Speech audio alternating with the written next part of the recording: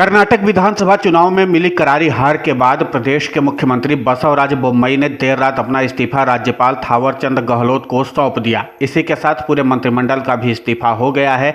कर्नाटक विधानसभा चुनाव में भारतीय जनता पार्टी को 65 सीटें मिली हैं। राज्यपाल को इस्तीफा देने के बाद मीडिया के सामने कर्नाटक के सीएम बसवराज बोम्मई ने इस बात को खुलेआम स्वीकार किया कि पुरानी पेंशन की बहाली के मुद्दे पर आंदोलित कर्मचारियों की मांगों को नजरअंदाज करना हमारी बहुत बड़ी भूल थी। बोम्मई ने स्वीकार किया कि पार्टी को इस बात का अंदाजा था कि पुरानी पेंशन की बहाली के मुद्दे पर आंदोलित कर्मचारियों की वजह से हमें कुछ सीटों का नुकसान हो सकता है, लेकिन इस बात का अंदाजा पार्टी को बिल्कुल भी नहीं था कि यह आंदोलित कर्मचारी हमें सत्ता से दूर कर देंगे।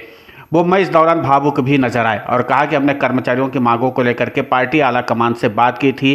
पुरानी पेंशन की बहाली के मुद्दे पर कर्मचारियों की मांगों को नजरअंदाज नहीं किया जा सकता है। इस बात की जानकारी हमने पार्टी आला कमान को दी थी और साथ ही उन्होंने हिमाचल प्रदेश के पूर्व सीएम जयराम ठाकुर का भी हवाला दिया था कि उन्होंने माना था कि पुरानी पेंशन की बहाली के मुद्दे पर आंदोलित कर्मचारियों की बदौलत हमें राज्य में हार का सामना करना पड़ा था, लेकिन उस समय पार्टी आला कमान ने कहा था कि इस मामले पर बाद में विचार किया जाएगा, लेकिन अब काफी देर हो चुकी है। हालांकि मैंने पुरानी पेंशन की बहाली के मुद्दे पर समाधान निकालने की पूरी कोशिश की थी, लेकिन उसके बाद इस मामले पर कोई भी समाधान नहीं निकल पाया और आज कर्मचारियों की बदौलत हमें सत्ता से बाहर होना पड़ रहा है।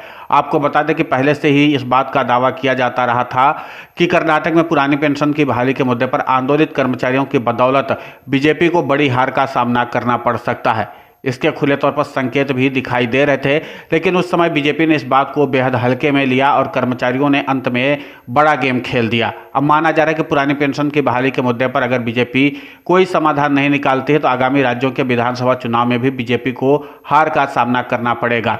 इतना ही नहीं, हो सकता है कि कर्मचारियों के इसी आंदोलन की बदौलत आगामी लोकसभा चुनाव में भी बीजेपी को हार का सामना करना पड़ जाए। केंद्र स्टाफ साइड राष्ट्रीय परिषद के सचिव national joint council of action के संयोजक शिव गोपाल मिश्रा कहते हैं कि देखिए, कर्नाटक के रिजल्ट से बड़ा संदेश मिला है।